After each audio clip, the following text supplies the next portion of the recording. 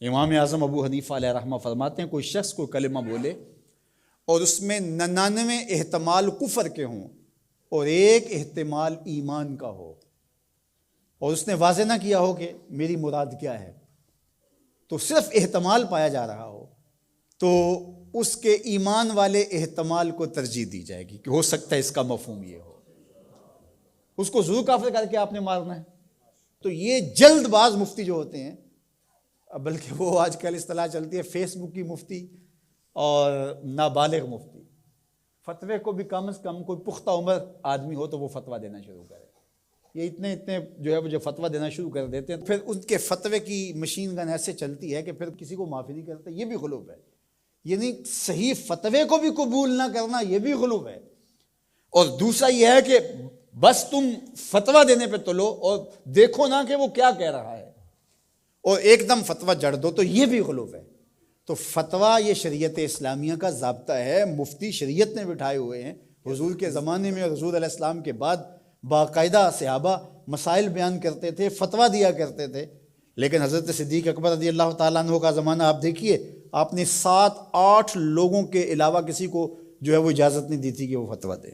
اور یہاں کوئی بندہ عرب سے آیا تو وہ جس سے بھی بات کرے نا تو وہ کوئی نہ کوئی مسئلہ بتا دیا جائے۔ ایک ان پڑھ سے بھی کوئی مسئلہ شریعت کا پوچھ لیں تو وہ بھی اس کے بارے میں کوئی نہ کوئی بتا دے گا۔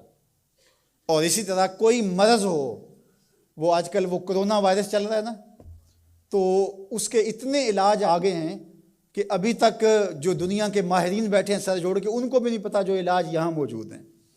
کوئی کہتا ہے پیاز کھاؤ تو ختم ہو جائے گا، کوئی کہتا ہے فلاں چیز کھاؤ تو ختم ہو جائے گا۔ تو وہ کوئی بندہ عرب سے آیا یہاں، تو واپس جب گیا تو کہا کہ آپ وہاں گئے تھے بر صغیر میں، تو وہاں کے لوگوں کے حوال سناؤ، تو اس نے کہا کلو طبیب کلو مفتی، سارے کے سارے ڈاکٹر ہیں اور سارے مفتی ہیں۔ فتویٰ بھی ہر بندہ دیتا ہے اور ہر بندہ جو ہے وہ کوئی نہ کوئی نسخہ بھی بتا دیتا ہے۔ میں ایک دن لڑکوں کو بتا رہا تھا کہ میں شوگر کی وجہ سے، وہ ظاہر ہے یہ ایک ایسا مرض ہے کہ جو ظاہر ضرور ہو جاتا ہے، کہیں چائے ہو تو جی یا اس میں چینی نہ ڈالنا، یہ چیز نہ دینا، تو پتہ چل جاتا ہے شوگر ہے۔ میں نے کہا میرے پاس شوگر کے اتنے نسخے آ گئے ہیں کہ اگر میں چاہوں تو جو ہے وہ اس پہ کئی جلدوں میں کتاب لکھی جا سکتی ہے۔ تو یہ نہیں ہے، یہ اسی کا حق ہے جو اللہ کے محبوب علیہ الصلوۃ والسلام نے صحابی سے فرمایا کہ جاؤ فلاں ڈاکٹر اس زمانے کا طبیب تھا، فرمایا اس کے پاس جاؤ، وہ تمہیں کھجوریں دے گا۔ یعنی علاج بھی خود بتایا لیکن فرمایا اس کے پاس جاؤ۔ اللہ اکبر، یہ میرے حضور نے راہ عمل دیا، اور اگر میرے حضور اس کے پاس نہ بھیجتے، کسی ڈاکٹر کی دکان ہی نہ چلتی، کسی حکیم کا کاروبار ہی نہ چلتا، تو تم میڈیکل سٹور سے لے کر دوائی نہیں کھا سکتے، تمہیں ڈاکٹر اور طبیب کے پاس جا کے جو ہے وہ لینا پڑے گا۔ تو یہ فتویٰ بازی اور فتویٰ یہ دو الگ الگ چیزیں ہیں۔ یعنی ایک طبقہ وہ ہے کہ جو اس غلو میں آ جاتا ہے کہ کسی کی زبان سے کوئی بات نکلی نہیں ہے، اس کا مفہوم بھی واضح نہیں ہوتا تو اس پہ فتویٰ دے دیتے ہیں۔ اور دوسرا طبقہ یہ ہے کہ وہ صحیح فتوے کو بھی رد کر دیتے ہیں، یعنی وہ کہتے ہیں چھوڑو جی یہ فتویٰ بازی ہے، یہ وہ فتویٰ بازی کہہ کے شریعت کا کوئی پھر مسئلہ ہی نہیں بتا سکتا، پھر مفتی ہوتا ہے کس لیے ہے؟ تو مفتی کا تو کام فتویٰ دینا ہے، جہاں غلطی ہوگی تو وہ بولے گا کہ یہ غلطی ہوئی ہے، اس کی اصلاح کی جائے۔ افراط و تفرید کے یہ دو راستے ہیں کہ کچھ لوگوں نے شریعت کو اتنا آسان لے لیا، اتنا سہل لے لیا کہ جو مرضی کرتے رہو، اور وہ کیا کہتے ہیں جی دین میں کوئی جبر نہیں ہے، اور آیت کیا پڑھتے ہیں لا اکراہ فی الدین، دین میں کوئی جبر نہیں، حالانکہ اس کا یہ مفہوم ہی نہیں ہے جو لوگ لے رہے ہیں۔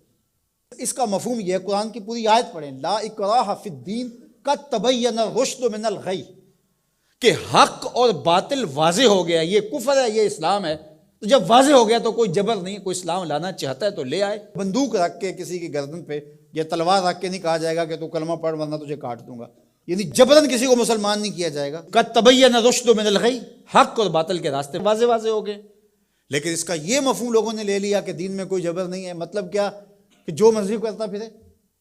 میاں جب تم اسلام لے آئے ہو تو پھر اسلام کی پابندیاں تو تمہیں قبول کرنی پڑیں گی۔